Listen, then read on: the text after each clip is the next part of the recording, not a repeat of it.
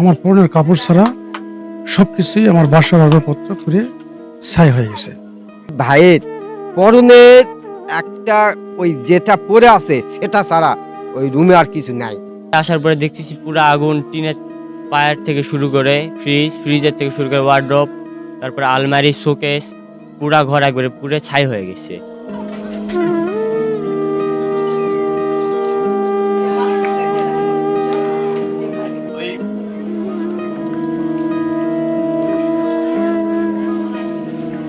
ধাঁধাকে আগুন জ্বলিচ্ছে, কিন্তু জ্বলার পর যখন চতুর্দিকের মানুষ ওই আগুনে পানি দিচ্ছে, পানি জমকে উঠছে।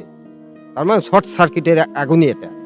পানি যখন জুম করছে দেখলামই আমি, দেখে তারপরে সব মানুষজন আসে, আগুন টাগুন সব নামবে।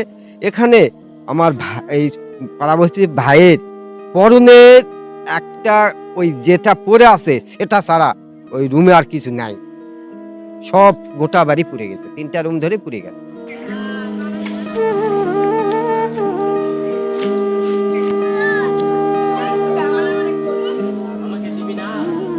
মিটারের পিছনে হালকা হালকা আগুনের চিটকা ধরছে, ওখান থেকে গ্রামবাসীরা কিছু দেখছে আর আমাদের ফ্রেন্ড সার্কেলের কিছু দেখছে, তারপরে আমাদেরকে ইনফর্ম করে। তারপরে আমরা আসার পরে দেখতেছি পুরো আগুন, টিনের পায়ার থেকে শুরু করে ফ্রিজের থেকে শুরু করে ওয়ার্ড্রপ, তারপরে আলমারি, শোকেস, পুরা ঘর একবারে পুরো ছাই হয়ে গেছে।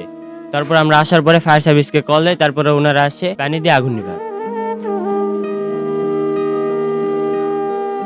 বাসায় ছিল না, প্রতিবেশীর মাধ্যমে ফোনের মাধ্যমে জানতে পারি আমার বাড়ি উঠতেছে। সঙ্গে সঙ্গে বাসায় এসে দেখি মানে দাউ দাউ করে আগুন জ্বলছে। এমন সময় ফায়ার সার্ভিসকে সংবাদ দেওয়া হয়। ফায়ার সার্ভিস এসে ঘণ্টাব্যাপী প্রচেষ্টায় আগুন নিয়ন্ত্রণ করতে পারে না। আমি একজন শিক্ষক, আমার পরনের কাপড় ছাড়া সবকিছুই আমার বাসার আসবাবপত্র পুড়ে ছাই হয়ে গেছে।